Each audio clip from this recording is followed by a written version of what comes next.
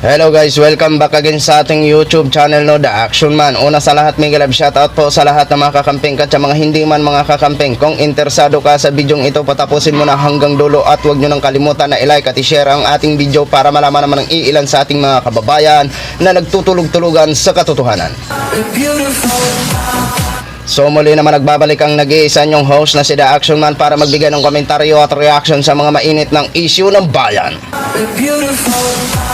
So ito ho mga ka-action, mga kakamping, no? May gusto lang po ako na i-share sa inyo. About po ito sa isang pag-alma o panggagalaiti ng miyembro ng QOGC ho mga ka-action. Laban dito kay Senadora Riza Hontiveros.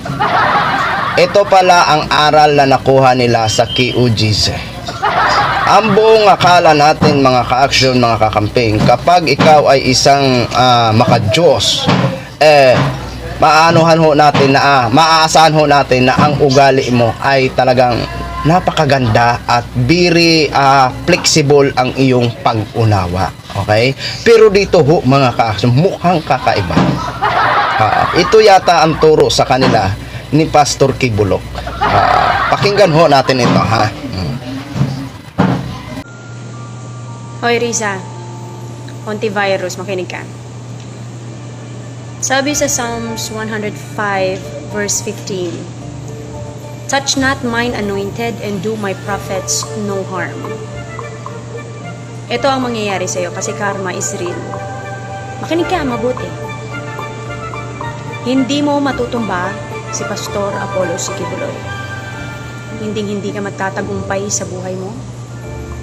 Mawawalan ka ng power sa politika. At kahit ano pa ang pang-aambisyon mo sa mataas na posisyon, hindi mo makukuha yan. Magiging kulubi ka sa larangan ng politika at magkakasakit ka ng malubha. Na kahit ang mga doktor, walang lunas sa sakit mong yan. Huwag mo kaming patatawag. Karma is real. Ciao! So yun na ho mga ka-action, mga kakamping, no, napakinggan na po natin, no, diba? Grabe ang buladas niya, no. Alam mo sa totoo lang, miss, hindi naman sinabi ni Senadora Riza Hontiveros na ipapatumba si Pastor. Ang sabi ni Senadora Riza Hontiveros, o ipapa-aresto niya kapag hindi siya mag-attend sa March 5 na pandinig o hearing. Diba? Hindi naman sinabi niya na ipatumba. Kayo lang naman ang sabi na hindi nyo kaya patumbahin si Pastor. Hindi naman sinabi niya ni Senadora Riza Hontiveros. Di ba? Ang gusto ni Senadora, humarap siya sa nasabing hearing. Di ba? Tapos sasabihin mo pa, mawawala ang power niya sa politika. Ganyan ba ang klaseng pananaw ninyo? Napakakitid nyo naman. Ang kitid ng pananaw nyo at ang kitid ng analysis nyo. Ang pagkakaalam ho namin, yan si Senadora Riza Hontiveros ay isang mambabatas na kung saan kapag may lumalapit na mga biktima ay tinutulungan niya sa abot ng kanyang makakaya. At hindi po yan tulad ng sabi nyo na one-sided ang nasabing investigasyon. Una-una, inimbitahan po yan si pastor nyo para marinig ang kanyang panig. Paano nyo masabi na one-sided ho? Diba? At sabihin mo pa, magkakaroon si Senadora Riza Hontiveros ng malubhang sakit na hindi alam kahit doktor. Ay, dinaig mo pa si Kibuloy ha? Propeta ka ba? Nagtatanong lang miss ha? Kasi kung makapaghusga ka, akala mo kung alam na alam mo ang mangyayari kay Senadora Riza Hontiveros. Hindi po yan karma is real. Naghahangad lang po ng katarungan ang mga biktima na kung saan si Senadora Riza Hontiveros ang mag-iimbestiga kasi trabaho niya yan bilang isang mambabatas. Hindi yan tulad ng iilan sa atin ng mga senador dyan na imbis na kampihan ang mga biktima, kinakampihan pa ang inaakusahan. Diba? Saan ang loyalty nila? Diba? Bilang isang mga mambabatas, bilang ibinuto ng sambayan ng Pilipino, para maaasahan sila at makatulong sila sa oras ng pangangailangan. O, di ba? Klarong-klaro po ang iilan sa atin ng mga mambabatas. Ha? Ang kinikilingan nila ay si pastor. Di ba? Dahil may malaking utang na loob. Di ba? O, utang na loob. Okay? Tanungin nga ho kita.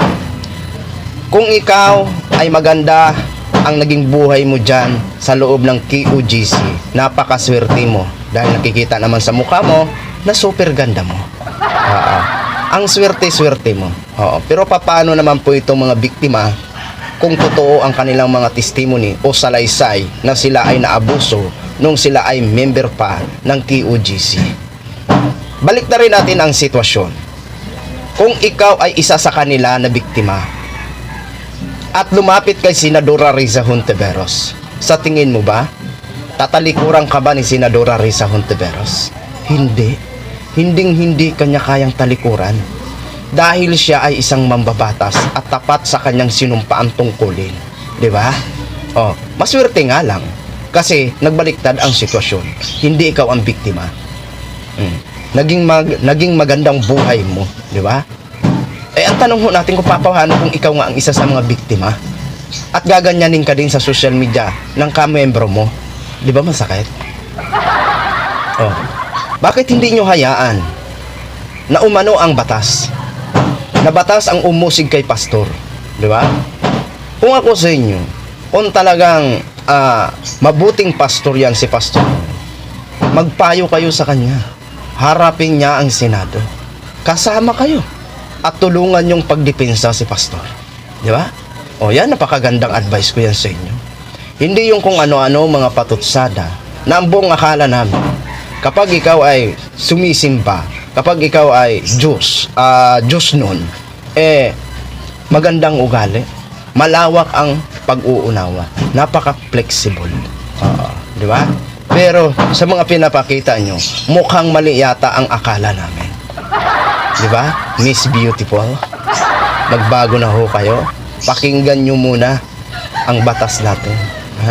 Patunayan nyo muna na ang inyong pastor ay walang kasalanan at inosente sa lahat ng akusasyon ng mga biktima laban sa kanya.